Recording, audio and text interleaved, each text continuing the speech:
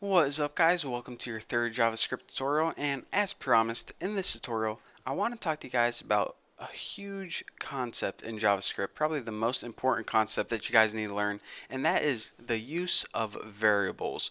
So go ahead and try to remember all the way back to like 5th grade algebra class until you first learned about variables. Now, if you can't remember, here's a little refresher. In order to use a variable, or what a variable basically is you take something like the letter X and you set it equal to something else like the word ham. And then when your math teacher wrote something like I love X, or X comes from a pig, you understood that this meant I love ham and ham comes from a pig. That is because X and ham were basically the same thing. So that is pretty much what a variable is. It's just a fancy word for a placeholder. A variable is a placeholder, holds the place of something else. And let me go ahead and delete that first of all. So in JavaScript, we use variables a whole bunch, and we use them kind of in the same way, but a little bit different. Now, in order to tell JavaScript that we're going to be working with a variable, we need to write the keyword var. This tells JavaScript, alright, you ready for this? We are about to make a variable. You need to include that. The next thing that you write is the name of your variable. I'm just going to go ahead and name my variable X, but you can name it whatever you want. So after this, you go ahead and write the equal sign. Now, the equal sign is called the assignment operator. Technically, like if you're learning this because you have a JavaScript class and you're trying to refresh on JavaScript, and he says, alright, what's the equal sign called in JavaScript? You need to say it's the assignment operator. But other than that, in these tutorials, I'm just going to say equal sign because, it's a whole lot easier. But anyways, you write var, the name of your variables, the assignment operator or equal sign, and then you write what you want your variable to equal. So go ahead and just write like 23 or something. Write any value in there.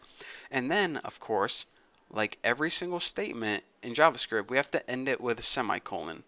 So you're saying, alright, why is a variable useful? What can I do with variables? Well, a variable is useful for many reasons. I mean, already we know how to print something out on the screen. So go ahead and write document dot write, and then inside your parentheses, instead of putting quotation marks in a line of text that it'll print out, go ahead and delete everything and just go ahead and write your variable. And check this out. Go ahead and save this and refresh it and see what we get. 23, just like that. So as you can see that it pretty much, this is what JavaScript is understanding. Alright, you're making a variable called X and you're setting it equal to 23. So now whenever I come across the term X in my program, I know that to substitute it for 23. So if you're saying, alright Bucky, you probably could just wrote 23 in here and it would have printed out just fine. So why go through the trouble of writing X? Well, when you're building computer programs, you don't just have it occur one time. You might have 1,000 different lines of code that include the term X. So you can either type out the word, or excuse me, the number 23 each time, or you can just go ahead up here, change it one time, and it's automatically going to change in all of your code for you. So anyways, it's going to save you a bunch of time, and it's also useful for different reasons that I don't want to talk about right now, or else it would just confuse you. But anyways, that is what a variable is, how to make it, and how it's useful.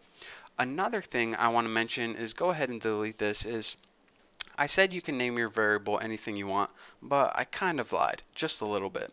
The first thing I want to mention is this. Variables are case sensitive, and I mean that in, if we go ahead and try to type a capital X up here and refresh it and see what happens, we get nothing on our screen. That's because a lowercase x is different than an uppercase x. The variable named Bucky, or excuse me, let me type that. The variable named Bucky is different than this, B-U-C-K-Y.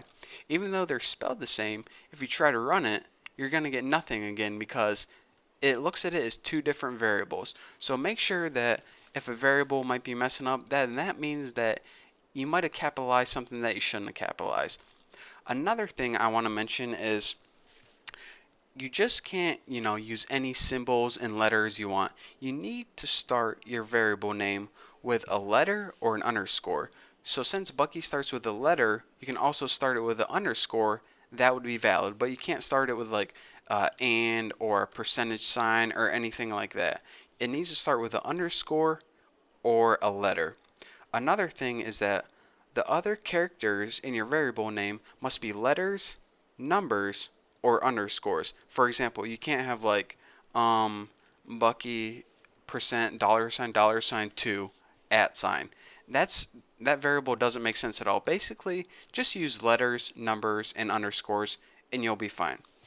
And lastly, I want to talk to you guys is that the most difficult thing to remember is that your variables can't start with numbers. For example, if you have variable 6 Bucky equals 32 and you try to run this program, it's not going to work out because your variables can't start with numbers. That's probably the most forgotten rule, but I needed to tell you guys. So whenever I said that you can name your variable anything you want, I kind of lied. You just have to remember these simple rules. It has to begin with a letter or an underscore, and only use letters, numbers, and underscores. You can't use dollar signs, spaces, percent signs, at signs. You can't use any of those.